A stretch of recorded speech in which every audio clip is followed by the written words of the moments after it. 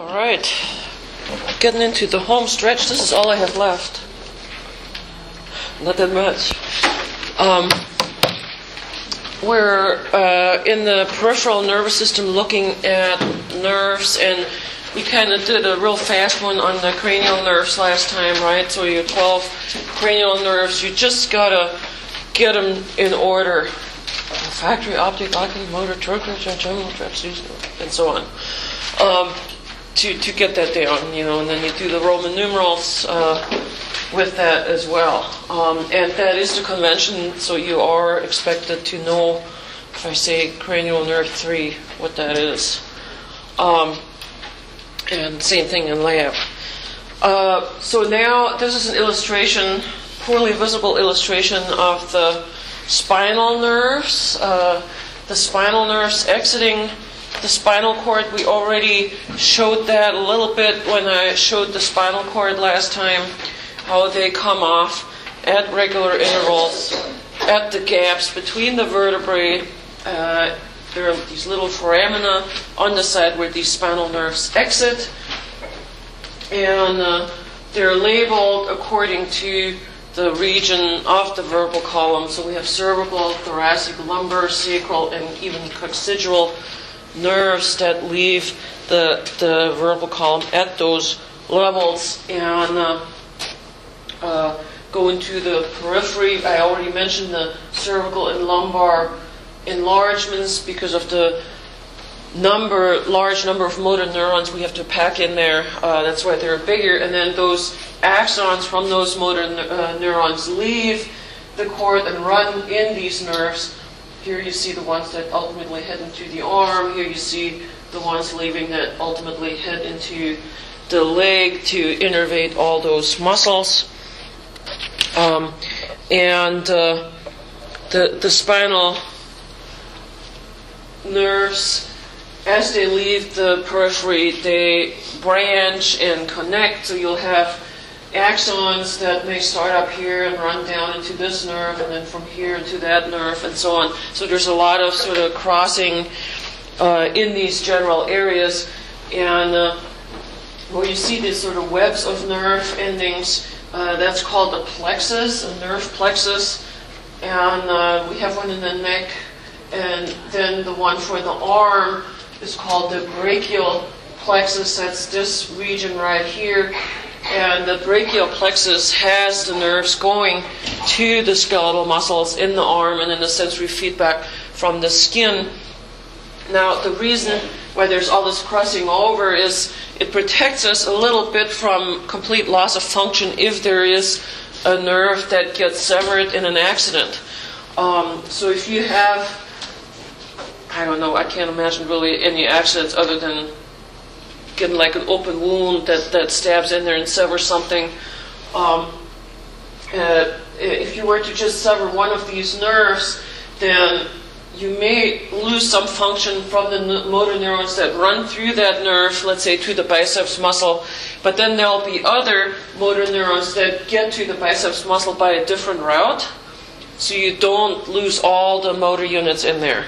Okay, so that's probably why we have all this crossing over. So any one muscle gets innervation that gets to that muscle through a variety of routes. So if one of the routes gets damaged or injured, then you don't completely lose all ability to contract the biceps muscle. One of the worst brachial plexus injuries I've always seen, I used to work in the health insurance, and that the brachial plexus injuries were almost always motorcycle accidents, when people fall and then they sort of brace themselves with their hand, and if it yanks your arm back like that, it stretches these muscles. So even though your arm may be still attached, you often had debilitating nerve injuries that you lost the function of that nerve. Of those, not of the nerve, of the nerve, but of the muscles innervated. And a lot of muscle weakness that couldn't be really rehabilitated. So these plexi are this complex probably to protect a little bit from injuries of individual nerves. Okay, and if you add them all up, I think there are 31 sets of spinal nerves. Here's a different view of how they exit the cord. We already talked about the dorsal and ventral roots. The dorsal roots were entirely for sensory information. So the spinal nerves have sensory afferents running through them. Their cell bodies sit in the dorsal root ganglion, and then they get into the gray matter of the cord through the dorsal root, and then any motor output comes out of the ventral root and then heads into the spinal nerve and then out to the target. And I think that's the only thing I want to show on this view. There's a lot of complexity here that has to do with the autonomic nervous system, but the important thing is dorsal root, sensory input, ventral root, motor output. Where they come together, that's your spinal nerve, and then they head to the periphery. And here in figure 7, you see how they bifurcate almost immediately, so that the actual thing you call a spinal nerve is very short, and then it has branches that go to the various muscles. So here's a little spinal nerve, and then it has a dorsal branch. Ramus is just branch to the muscles of your back along the spine. And the ventral ramus goes into the ventral body wall, and there's going to be more branches. And then if you're in the region of arm or a leg, there'll be longer ones that go there. And so most of your muscles of the skeletal muscular system are innervated by spinal nerve endings. Just the ones in your head are from the cranial nerves, those facial muscles we talked about last time. So this branching goes all over. Why do I have that here again? I forget.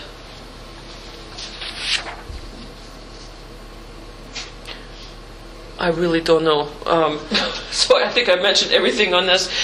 Sometimes I do this, last year I had like maybe a break and the lecture picked up here and I put this there for reviewing what we did. So I think I mentioned everything on here. All right, and this again, yeah, this is what must have happened last year. So this is the picture from chapter 12 again, just again reinforcing how we have dorsal, sensory, and ventral motor for making the spinal nerve. So sensory input, the cell bodies of those guys sit in the dorsal root ganglion, and then there's synapse in the dorsal horn, the gray matter, and then motor output starts down here, and then into the ventral root and out to those skeletal muscles. And these neurons get stimulated from the brain.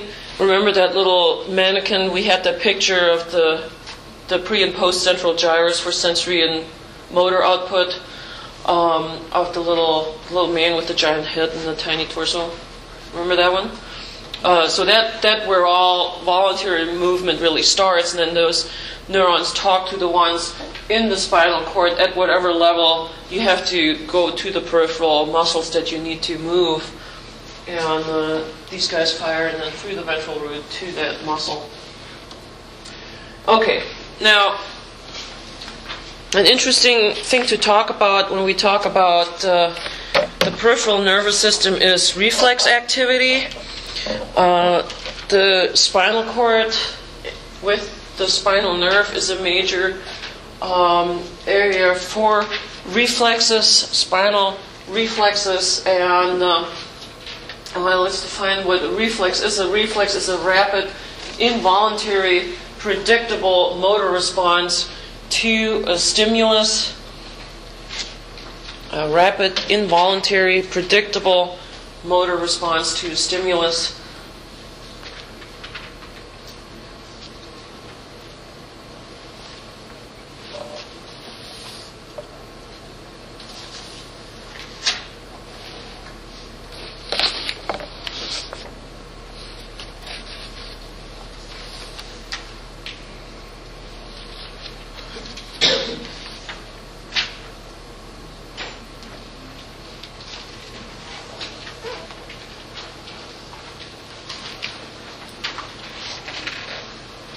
And these reflexes occur without the intervention or input from the brain. So if you had an animal without a brain, that happens sometimes in development, it's called anencephaly, then you would still have spinal reflexes. So you could still poke the paw or the hand. There are babies like that, unfortunately, too, and they would still withdraw. But that does not mean there's any kind of brain involvement at all. So you can have these with the complete absence of a brain, these spinal reflexes. And they're really fairly simple, as illustrated here in figure 13-15. This is actually already a slight complexity thrown in here. So you have some stimulus. Here's a needle poking your skin somewhere that hurts. And you do become aware of that there's a pain, but even before you become aware of it, and these are spans of milliseconds, right? So very fast things. That sensory neuron picks up that noxious stimulus. Here's its cell body in the dorsal root ganglion, makes a connection in the dorsal horn with other neurons. Here this is called an intraneuron. And then an output responds to a muscle to withdraw from that stimulus. So if somebody, I don't see them coming, if somebody pokes me, I'm going to withdraw my hand reflexively. And the simplest of these type of reflexes would actually not even have this intraneuron when you have a sensory neuron directly stimulate a motor neuron to have some sort of effect. Now, this is a basic human reflex arc. Even though it has that intraneuron for integration in it, it's still pretty basic. We'll look at some more complex ones later. And in this example, we could have an even simpler one where it's called a monosynaptic reflex. Monosynaptic reflex, where a sensory neuron goes directly to motor neuron. So you delete this one in the middle, and this guy would go directly to that guy, where there's only one synapse where neurotransmitter has to come out, diffuse across, open gates on the other side. And this is as fast as you can make a reflex arc, a monosynaptic reflex. Because there's always, every time you have a synapse, there is that synaptic delay. So vesicles fuse, exocytosis of neurotransmitter going across, binding to the channels, opening channels, ions flow. That takes measurable amounts of time.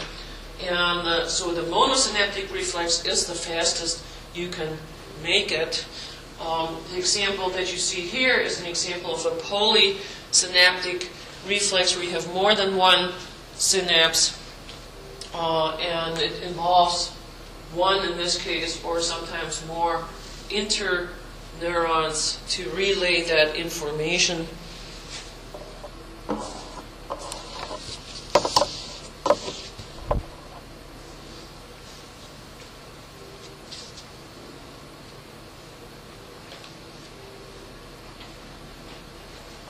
Here, this is a polysynaptic reflex because here we have a synapse there and then another one there that has to get active. So that's going to take twice as long. But since we're in millisecond range, it's still fast. We also will talk about pretty much the somatic reflexes here in our examples. Somatic reflexes involve skeletal muscles, like in the example in figure 13-15. So there's a noxious stimulus through a sensory neuron, and you get stimulation of a motor neuron that stimulates a skeletal muscle. But we also have visceral reflexes that involve smooth or cardiac muscles or even glands. And they can be a little bit more complex in how they function.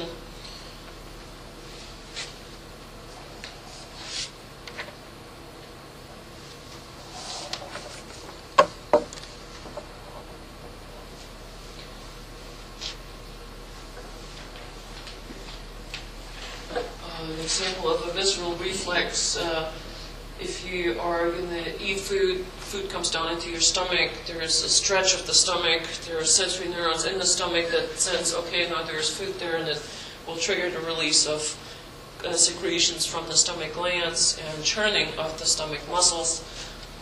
So that would be an example of the visceral reflex. A little bit more complex, that actually involves the brain. If you smell something tasty, you start salivating a little bit. So those types of things are visceral reflexes.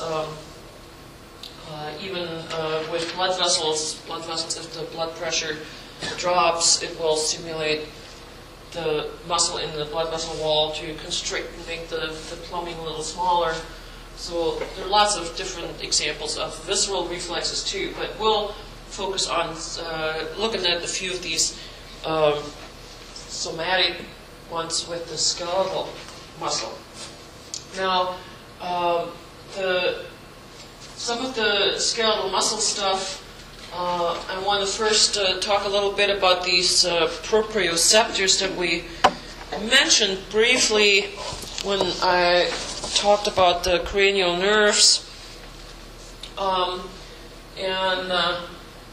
All your skeletal muscles have receptors in them that kind of monitor what state of contraction or stretch the muscle is in. And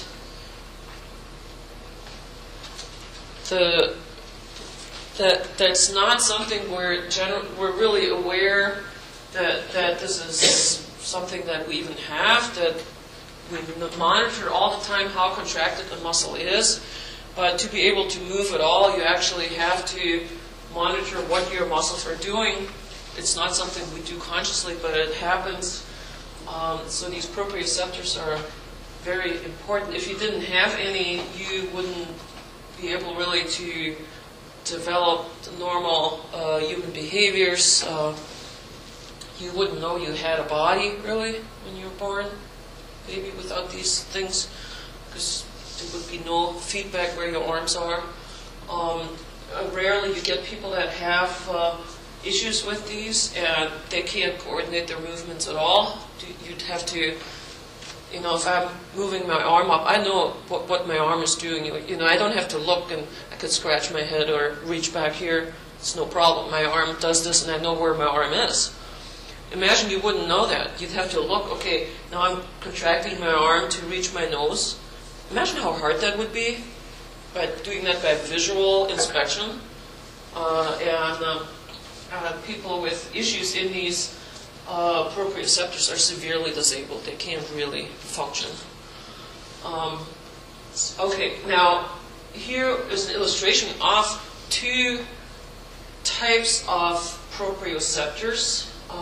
We're not going to get into too much detail on how they function exactly, but one is called a muscle spindle, and that's all this stuff here in this big muscle. They super magnify it. These things are really, really tiny in real life. And where's their muscle spindle? There's the muscle spindle. And then the other type is inside tendons, and it's called a tendon organ. And they have slightly different purposes. The muscle spindle is really for what I just talked about, giving feedback to your central nervous system of what the status of your muscles is. And the tendon organ is a little bit more directly for protecting your muscles from overstretch, really. So if there are severe conditions on your muscle that stretch them too much, where it might hurt the muscle, the tendon organs will actually trigger muscles to relax. So if you pull very, very hard on the tendon, that stimulates the tendon organ under severe stretching, it will tell that muscle to relax, to kind of alleviate some of that stretch so you don't tear off the bone or stuff like that. So that's kind of for serious, strong conditions. And the muscle spindle is sort of for this sort of monitoring the fine control, always knowing what your status is. Now let me look at or try and explain how the anatomy of this works. So in the muscle spindle we have some modified skeletal muscle fibers on the inside of it. They're called intrafusal within the spindle muscle fibers. So intrafusal fibers. The center of these intrafusal muscle spindle fibers is non-contractile. So this part doesn't actually contract, but it has nerve endings from sensory neurons wrapping around them, right here in this sort of bluish color. You could just call them primary sensory endings, maybe. Annular spiral, because they spiral around. So there's sensory nerves monitoring those intrafusal fibers. Only the ends are contractile, and the ends are innervated by motor neurons to the muscle spindle. So right here, it's so tough to see with this. Efferents, motor efferents to the muscle spindle, they're called gamma. Efferents to the muscle spindle to be able to contract those as well, but only the ends will contract, are actually contractile. And then we have secondary sensory endings at the ends of the muscle spindle itself, again for monitoring stretch. And then lastly, we have regular motor neurons, alpha motor neurons, to what they call the extrafusal muscle fibers. This is just a regular muscle outside the spindle. So this is pretty complex.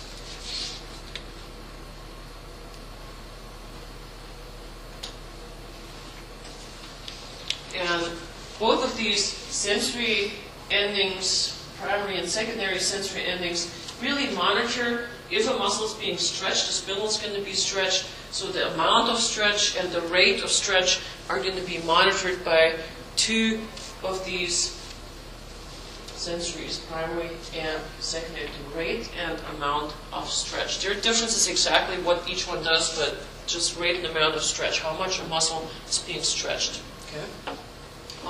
So I'm not going to ask you to distinguish what does this do, what does that do. They'll sense if a muscle is being stretched.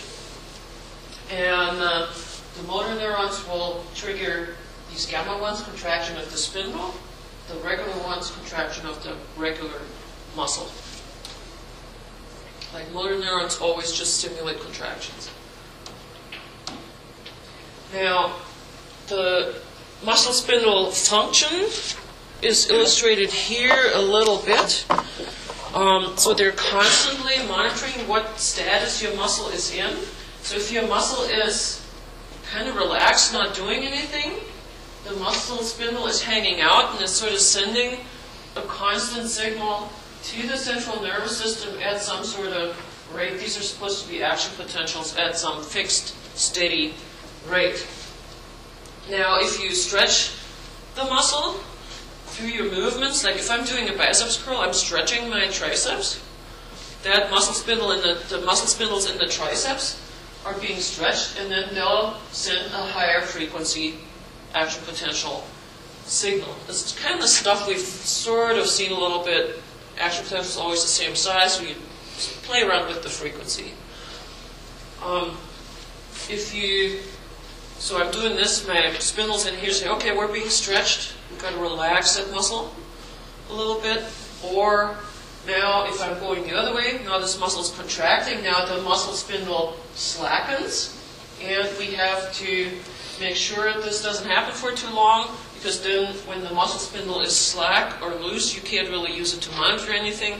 So when the muscle actually contracts, we have to make sure we contract the actual muscle cells plus the spindle.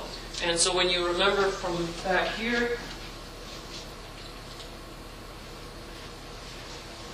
so anytime we're contracting a muscle, we've got to make sure we'll contract the spindle with it, so it always is able to monitor any more stretch. If you had it too slack, then it couldn't really monitor any stretch. Okay, so but don't worry about the details of that too much. take-home message, muscle spindle monitors the amount and rate of stretch of a muscle so the nervous system can adapt to that, and you always know what the status of your muscles is. So even blindfolded, you can touch your head, no problem. Right? Now let's look at some reflexes. This is one of our simplest reflexes. You may have had this done in the doctor's office when you are little, go to the pediatrician. They sometimes want to make sure this stuff all works really well. This is a stretch reflex.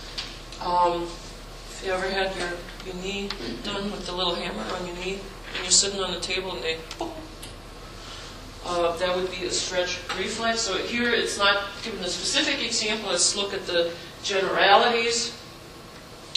So here, I guess we're assuming this muscle here is going to be stretched. The initial stimulus is muscle stretch. Now we know that muscle stretch is being monitored by a muscle spindle. There's the muscle spindle.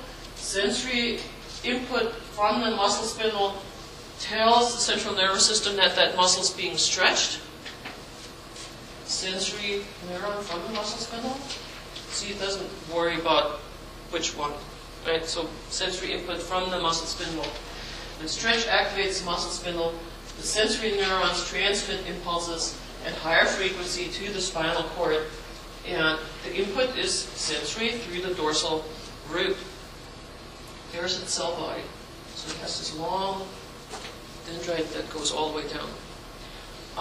Then it makes a connection inside the gray matter of the spinal cord, the sensory neuron synapse, with motor neurons.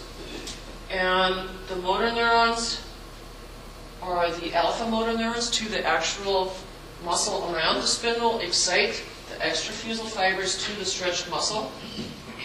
So there's that's this one stimulating that muscle to contract. So you're stretching the muscle and the response is a contraction in response.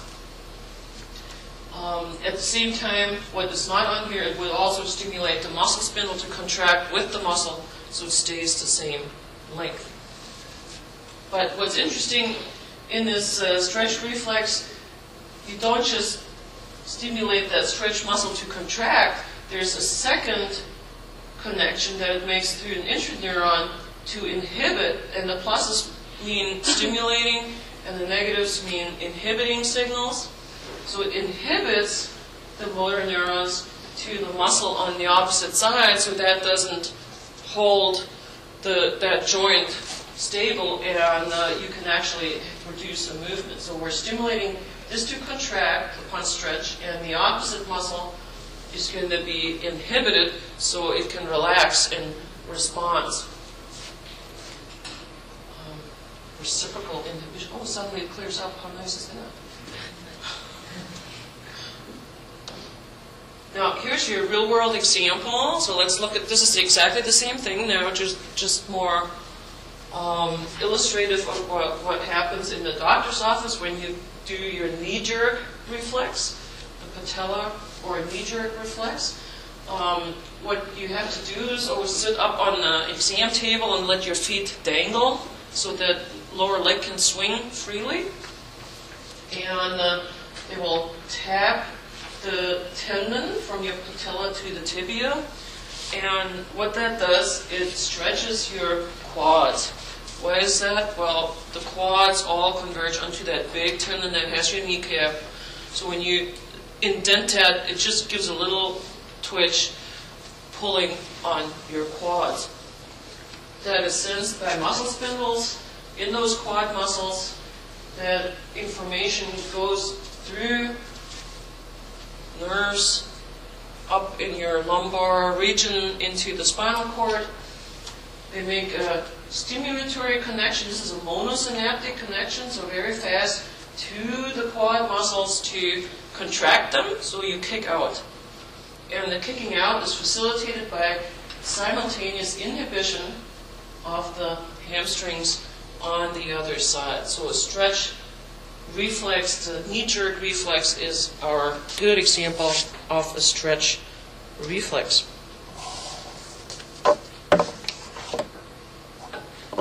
So you can test with these things, you know, if there are any issues with, imagine somebody's in the early stages of MS. You'd probably start feeling things with reflexes slowing down first when the myelination is going away.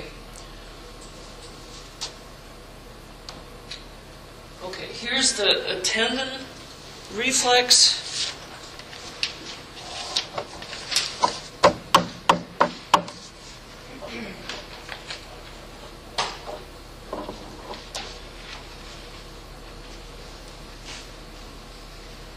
In the tendon reflex, if you have a strong stretch of the tendon organ, of the muscle tendon, and it takes quite a bit of force for this to happen. Think about a soccer player really gutting a ball. You're really producing that force, and then the muscle gets told to relax, like milliseconds after that. So the quadriceps strongly contracts, like in a very strong kick, for example. The tendon organs are activated in the tendon, not in the muscle itself. Sensory input through the dorsal root, synapse with neurons in the cord, and now you get an inhibition of that muscle that was stretched, and an activation of the antagonistic muscles.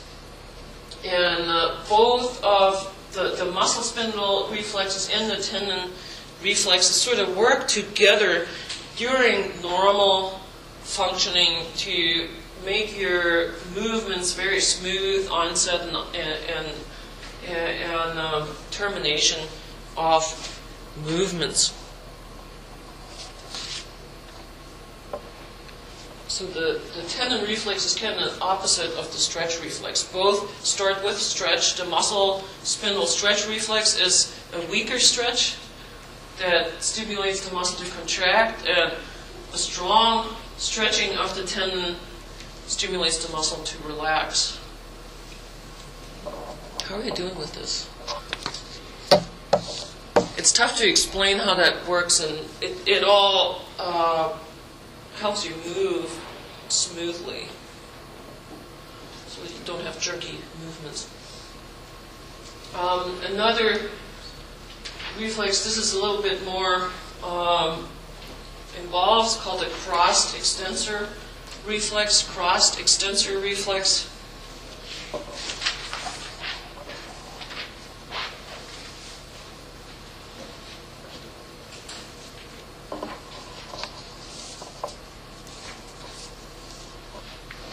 Crossed extensor reflex, and this diagram is really kind of busy. What it illustrates, and this is something you need to stay in balance if you get imbalanced. The example they use is you're walking along and somebody sort of jumps you and pulls on your arm. And if somebody yanks on this arm, your response is going to be to pull away. And that's faster than you thinking, oh, I should pull away. It's just if somebody really grabs you and yanks on you, your response is going to pull away. Now, that would really imbalance you if you do like a very, you could fall over. So in response, with this crossed reflex, and this means it goes to the other side of the body, the other side of the cord, the other side of the body. So as you're pulling away here, this is coming out to kind of balance you so you're not falling over. A good example, everybody's gone down steps and you thought like there was one more or one less. That kind of weird feeling how you just, everything gets activated. Those are your reflexes, right? Really coming into place so you're not going to fall over, including crossed extensor reflexes. So let me explain the example they're using here. So here the site of the stimulus, the noxious stimulus, causes a flexor reflex on the same side, withdrawing that limb. So here we're yanking on this arm, and it will trigger you to flex it. So there's a stimulus from regular touch receptors through the dorsal root, several interneurons, so this is slightly slower. and it stimulates the muscle that will withdraw that arm, so to counteract the noxious movement, and it's inhibiting the opposite muscle, so you can do that. But it also crosses over to the other side of the body. And see, this is really polysynaptic. 1, 2, 3, 4 synapses. So it's a little slower than those stretch reflexes. And it does here basically the opposite pattern of stimulation, so that you're stimulating the extensor and inhibiting the flexor, so the arm extends in response. Like this one is flexing, this is extending. Opposite movement. So think about this, you know, stumbling down the steps, missing one, having an extra one you didn't expect, and the stuff that keeps you upright in those situations, hopefully. Crossed extensor reflexes. And I think we have only one lecture left to do. I have to prep for a meeting I have at 10, so I'll let you go now. We'll have one more class on Monday, and then you can start studying for the exam if you want to meet maybe on Wednesday for a review of any sort. But then I expect you to have some questions. I'm not going to stand here droning on about stuff. So we can talk about that on Monday if that's something you want to do or not. So have a good weekend. Hopefully you get out a little bit, get some vitamin D going.